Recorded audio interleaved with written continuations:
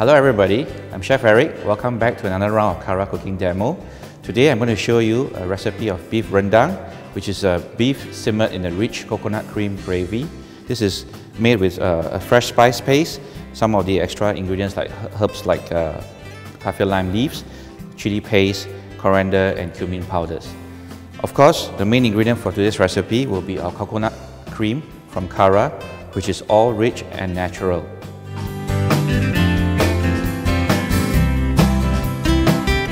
Allow me to introduce you a very interesting spice paste which is used for many Singapore and Malaysian dishes. Dishes like laksa, rendang, curry chicken, we all start from a spice paste which is made fresh and as well as some dried spices.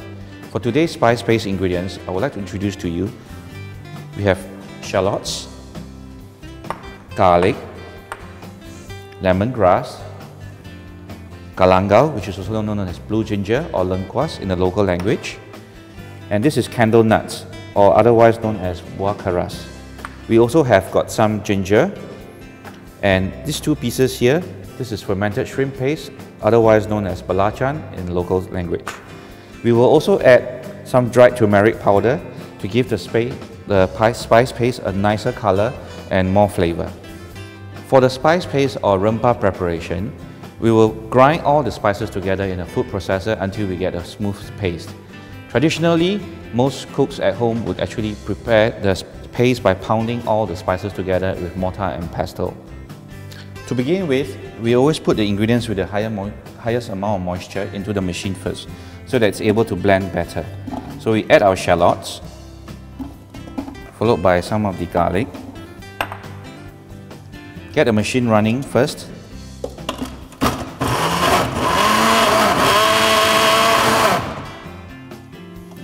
When this is partially blended, we add our lemongrass, galangal, blue ginger,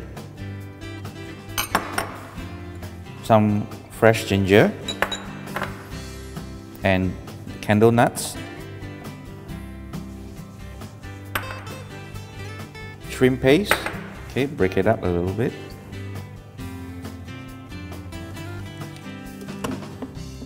Process until you get we process until you get a paste texture.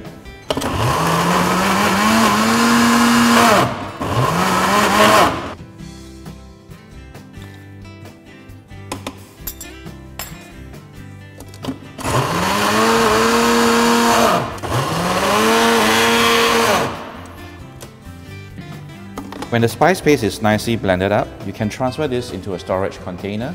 Keep it chilled for up to 2 weeks or frozen for up to 6 months. As the rempah matures, the color will be a little bit more intense. Subsequently, over the next few days, you might see the tone of the spice paste changing to a more mellow yellow color. For this recipe that we're doing today, this is our spice paste or rempah as we call it, and we have made it earlier. Follow on, we will cook it up with some of the dried spices. This is coriander powder, cumin, chili paste, and kaffir lime leaves. We also have kicap manis, which is a sweet soy sauce, and this is our beef that we will use today. For a nice rendang, always use beef shin or knuckle, where you get more tendons, more gelatin, and keeps the meat moist during the simmering process.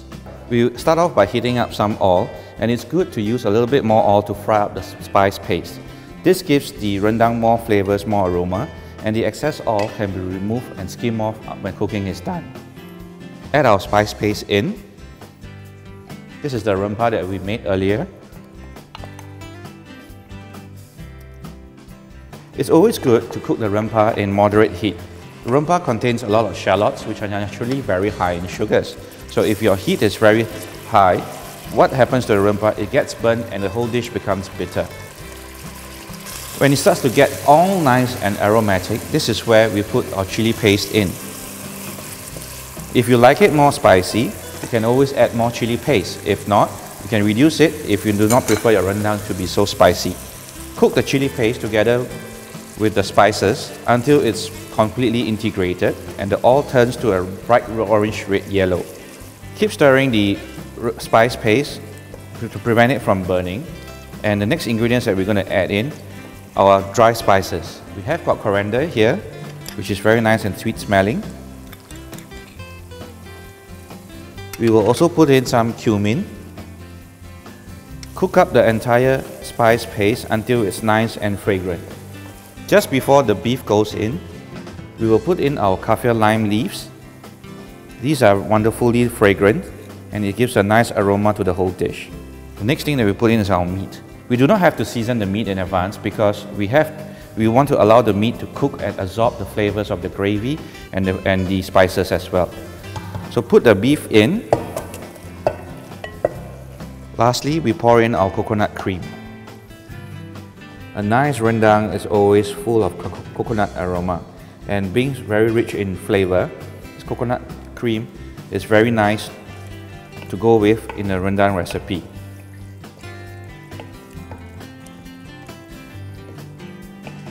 As this is going to be a braising process that takes about 2 hours, we will put in some water so that the beef can simmer slowly until tender. Last but not least, a little bit of ketchup manis. So we bring the entire mixture up to boil, slow simmer it for about 2 hours, stirring it occasionally until the meat becomes tender and the gravy is reduced to a semi-dried curry.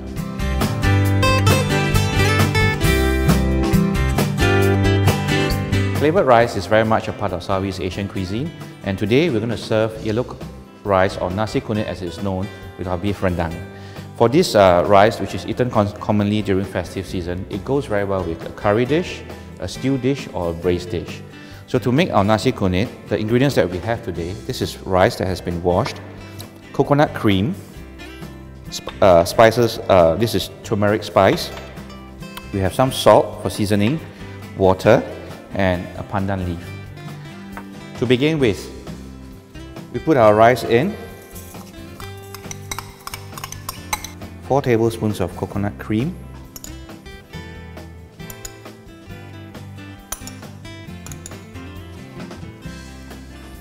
our turmeric powder, small amount of it, some salt,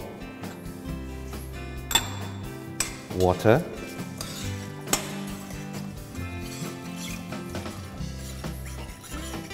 we can cook this rice in a traditional rice cooker, or you can choose to put the rice in a pot and bake it off in the oven.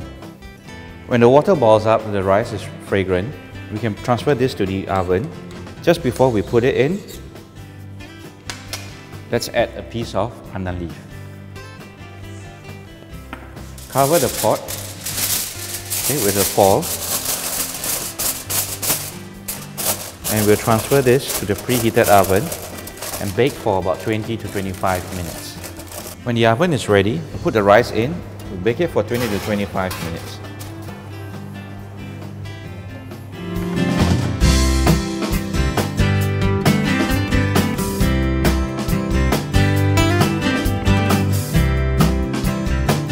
When the rice is ready, take it out from the oven. Allow it to rest for 15 to 20 minutes before you serve. Here comes our rice. Remove the foil. Remove the pandan leaf that's inside the rice. Fluff up the rice before you serve. For a nicer presentation and more fragrance, have a piece of banana leaf at the base of your plate. Scoop the rice and serve it with the banana leaf as the base.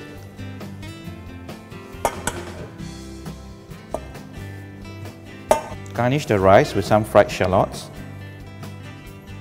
To serve our rendang, we place a piece of the beef, the base. You can smell the aroma of the coconut cream,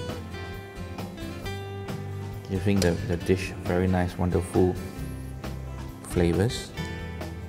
You slice some green chilies, sprinkle onto the rendang as a garnish.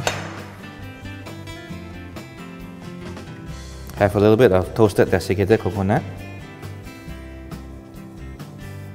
and some coriander leaves. After we have garnished our rendang, serve our rendang with a nice yellow turmeric rice.